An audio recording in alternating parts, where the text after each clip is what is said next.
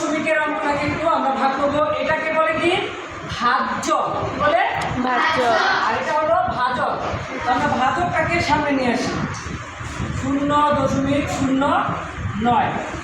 তো আগে আমরা এই শূন্যকে ভাগ দিই, 3 দিয়ে শূন্যকে ভাগ দিলে কত হয়? 3 এর শূন্য শূন্যই হবে। শূন্যকে 3 দিয়ে ভাগ যায় না।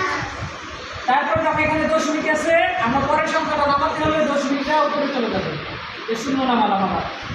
তো এখানে আবার কি শূন্যকে 3 দিয়ে ভাগ করলে কতই হয়? 0 0। এবার আমরা পরে 9 নামাবো, 9। 3 দিয়ে 9কে ভাগ দাও, 3 হচ্ছে 3, 3 হচ্ছে 6, 3 3 9। তাহলে এবার আমরা ভাগফল কত পেলাম? ভাগফলটা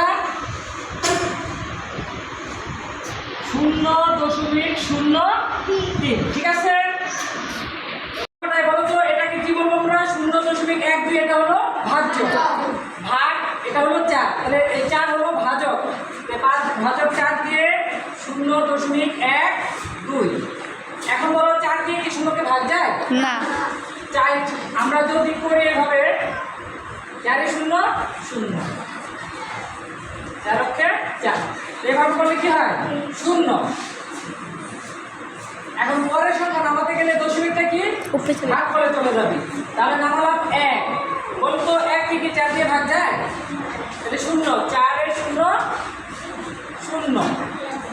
মনে রাখবা এখানে যদি ভাজকটা ভাজ্যর চেয়ে বড় হয়, মোবাইল বন্ধ হয়ে গেছে, 0 হবে। বন্ধ হয়ে গেছে।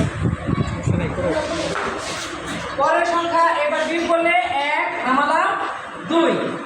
এবার দেখো 4 এ গুণন 4 অক্ষে 4, 4 দ্বিগুণে 8, 3 4 এ 12, 3 4 এ 12।